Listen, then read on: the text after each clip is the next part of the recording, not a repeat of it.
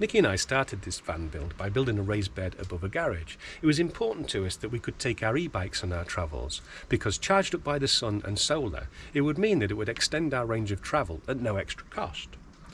Now, by luck more than anything else, the size of the bed allowed us to perfectly fit our energy batteries by stacking them one on top of the other. But also, we were lucky to be able to fit a queen-size bed in here to sleep on as well. We could have gone for a king size, but that would have meant bringing the bed all the way to the back doors, and I didn't want a bed that close to the back doors. And like what many people do, they have to chop the corners off in order to get it to fit in between where the light clusters are.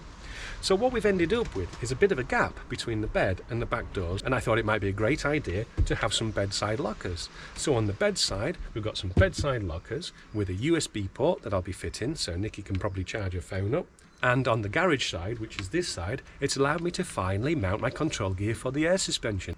You may remember a good while back now we fitted air suspension in order to take up the ride height when we're perhaps loaded, but also work as a rudimentary self-level system now. So I'm finally getting on with it, and we'll see how it all turns out, shall we?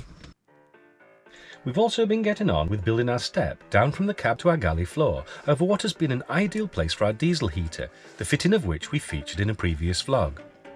We profiled two pieces of birch ply for the front face with a hole for the heater outlet that supports a top piece that fits flush with the cab floor, providing the step and protecting the heater. We then lined up a piece of our floor covering and matched the pattern before applying to the wood with contact adhesive. We could now fit the front face, easily bolting to 40 by 40 T-slotted aluminium that spans the width of the van, supporting our floor and bench seat. Arrow, however, had alternative plans for me.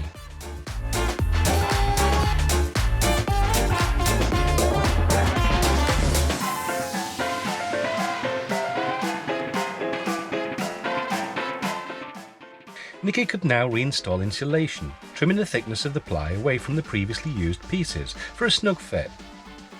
Then cracked on fitting the heater outlet hose to the heater with a Jubilee clip and the boss to the front face of the step. Snap fitting the outlet vent cover completed the heater install.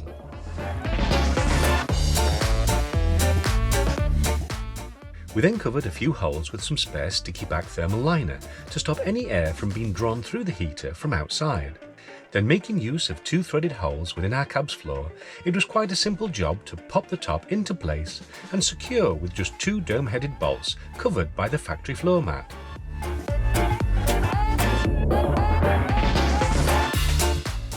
The B-pillar plastic trim was easily cut with a jigsaw to accommodate the step.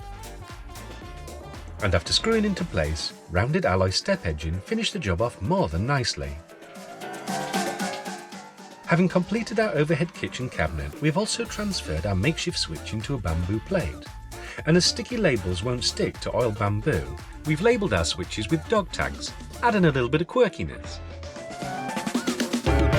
The air suspension control gear is now fitted to the compressor pump and all's wired in, so we're pretty much good to go to test the air suspension.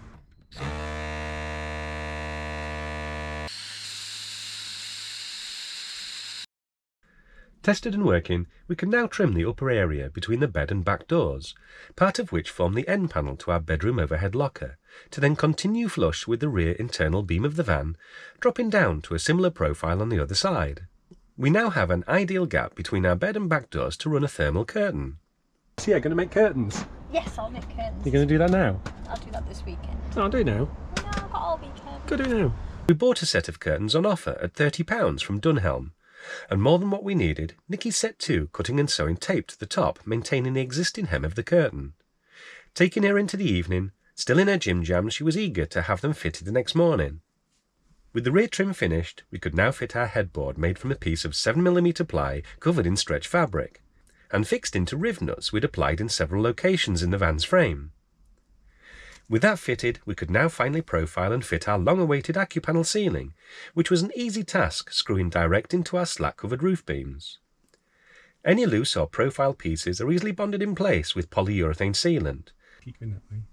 And with that finished, on finally went our Max Air trims and much-needed blackout covers. Popping in these lockers has given us some great additional storage and an area perhaps to put a cup of coffee in the morning. But what it's also done is kept the bed away from the back doors, where I know it can be problematic trimming your bed and the corners in order to get it to fit. Also, it's addressed another issue which many people report on, and that is how to cover the quarter panels where your light clusters go.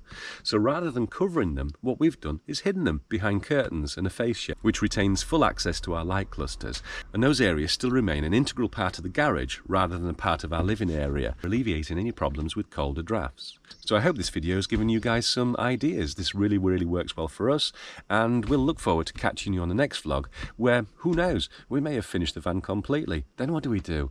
Another van? Travel? What do you guys want to watch us do? Anyway, write in the comments below where you want us to take this channel from here on. Take care. Thank you. Bye. Oh, excuse me guys, I am absolutely full of cold. Nikki was going to do this, but I think she's getting the cold now as well, but it's left me with this real croaky voice. Oh, there's a wasp in here now as well. Sounding a bit like Barry White. Anyway, just watching this wasp, it's heading my way. Don't you make a home in that, mate. Honestly, you'll get squirted with something. Yeah, well, it's just having a good nosy around at the minute. Anyway, oh, he's just out the door. Excellent. So, oh, he's Ian in my head. As you can tell, I'm absolutely full of cold now, so I'm going to end this video here, say goodbye to you guys, look forward to catching you on the next video. I'm going to take this GoPro in now and start making this video, and yeah, whatever. Yeah, arrivederci.